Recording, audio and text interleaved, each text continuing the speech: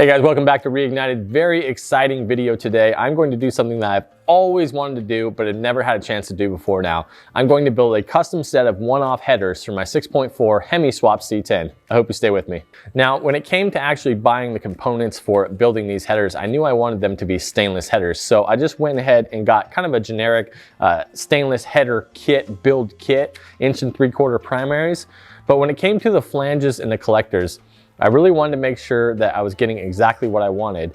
And honestly, there's not a whole lot of places out there that offer Gen 3 Hemi flange kits. So I looked around, see what I could find. There was a few on eBay, but they weren't quite what I was looking for. And especially finding stainless ones is difficult. But I ran a Google search on it and Motion Raceworks name came up. Now I was kind of surprised about that, and I was like, well, they're probably gonna be a little bit more expensive. So I went to the website and it ended up being the cheapest set of flanges I had found yet. And I absolutely love these things. They're 3/8 thickness, the quality is great, and I'm really, really happy with it. And so I went ahead and got the collectors from them as well. They look to be laser welded along the edge here. I think they're gonna be perfect for what I'm doing. I didn't need any sort of a merge collector, guys. This isn't going to be tuned for power headers. This is going to be built to fit headers. I mean, they've got to fit. And so it's a very tight confines. I'm not that concerned about power, to be honest. I just want something that looks decent and fits well. So guys, Motion Raceworks is not paying for anything here. I didn't get any sort of a discount or coupon from them. I just went to the website and paid for this stuff straight up. But I have to say, I was really surprised at how affordable it really was. They sent it out quickly, and I know their name is kind of all over the place right now, but guys, it must be for good reason. They're doing some good things, so if you want, go ahead and check it out, motionraceworks.com. So step one on this project, guys, you'll notice on these header flanges, the ports are actually in the shape of the head itself. Not exactly the most round thing you ever saw. So what I'm going to do is I'm going to cut a short length of round tube.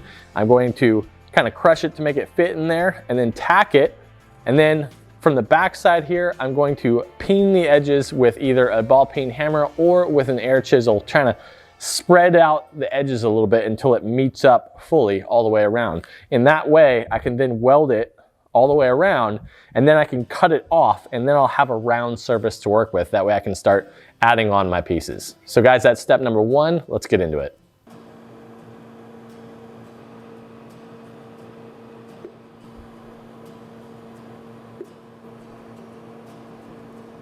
All right, went ahead and got this tube kind of squished down in there, and it is tacked in place. So now I'm going to flip it upside down and use the air hammer to hopefully kind of get all of these edges kind of beat into the corners there so it'll weld up smooth all the way around.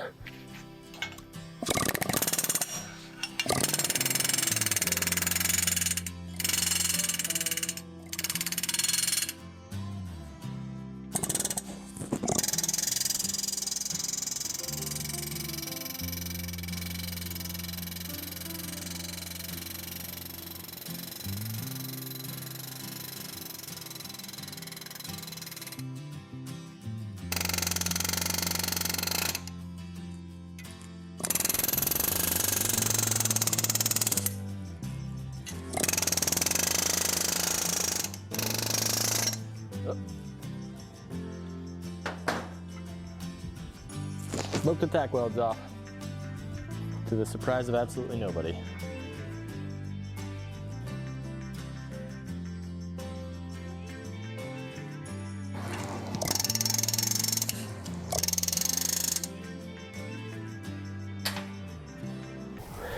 All right, well, I think there's only so much movement I'm going to get out of this pipe, but that's not that bad. I could weld it on the front side here and then just tack it a little more thoroughly on the back side, but I'm not sure yet. We'll find out.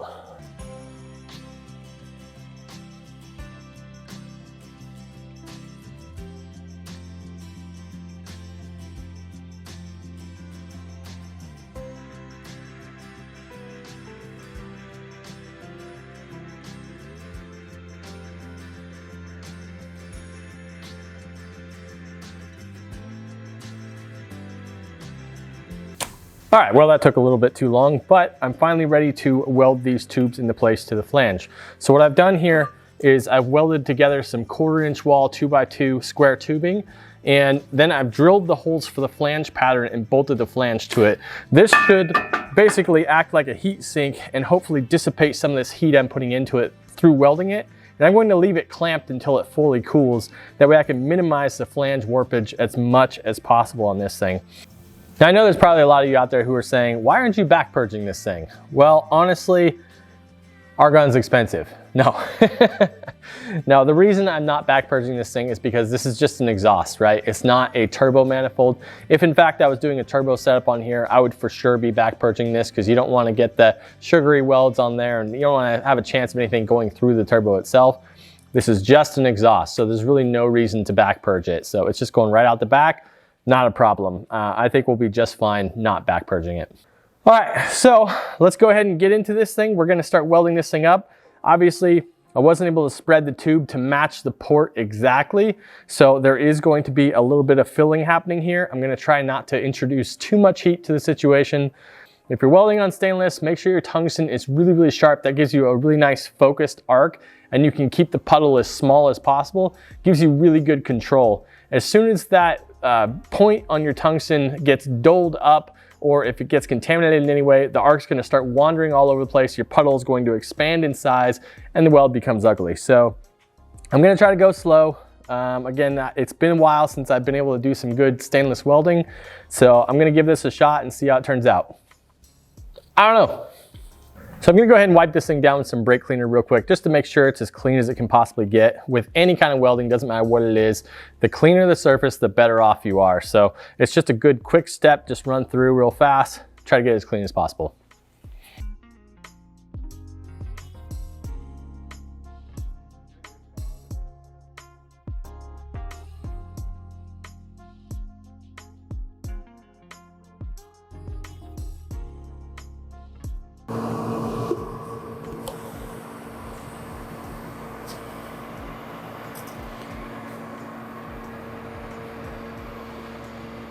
Okay, it's all right.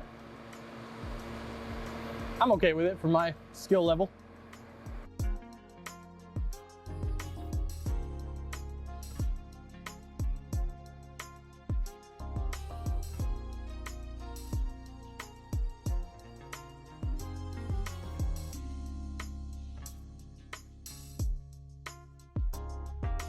All right, there's just a couple of small sections right now that I can't weld because they're too close to the head bolts, so that's not gonna work. So I gotta let this thing cool down, but I'll go ahead and bring you guys in for a closer look. All right, full transparency here, guys. I am not a professional welder. This is just a hobby of mine. I think it looks worse on camera.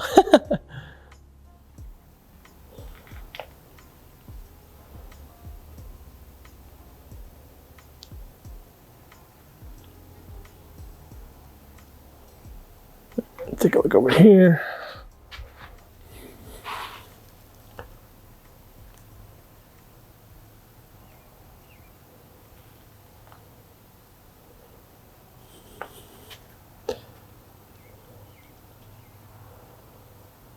Yeah, that may not be stacking dimes, but it's not the worst thing I ever saw. It's all right. Cool. All right, so we're gonna let that cool down completely, and that way we can unbolt it from there. And I'll take a look at the backside and see if I want to tack it in just a couple of spots just to be safe there. Clean up the inside edge, check and see if there's any sort of sugaring or burrs on the very inside of the flange. I'll go ahead and clean all those up, and then we'll finish weld it. Then I'll go ahead and cut these tubes down about 1.5 inches, so I have a nice round tube surface to work with, and then we can start building the header from there. All right, I got the other side all welded up. I have to say it's probably about similar quality welding wise. So yeah, it's gonna take me a little bit to try to find a groove again, but I mean, it's not, you know, it's totally fine.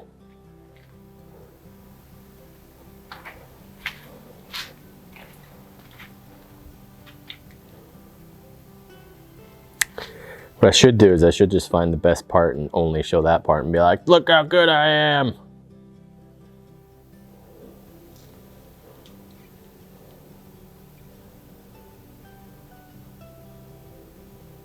Yeah. That'll do. All right, so you watched me get the second header flange all welded up on there. I think I ran into a slight issue though, is that I went ahead and made this heat sink for this flange to bolt to in hopes that it would keep it from warping. But I think I overlooked a couple of things. One is that due to the design of this flange, there's not a whole lot of meat in between the runners, so that's not going to help it really stay flat. And more importantly than that, all of the runners are still individual. It's not all connected together, which would help keep it flat. So when I pulled the first one off here, it actually warped up pretty darn good. So I'm expecting more of the same with this one. However, a little bit of work with the press, I was able to get it flattened back out. I'm gonna go ahead and run a long sanding block over it after I actually build the whole header, and that way I can provide additional support for the other runners. Once that's all welded out, then I'm gonna go ahead and go back to the flange and make sure it's 100% flat before I install it. But let's go ahead and unbolt this one and see how warped this one is.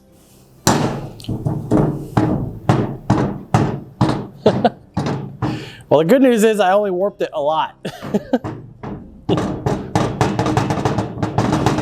Totally flat, not a big deal. Good Lord.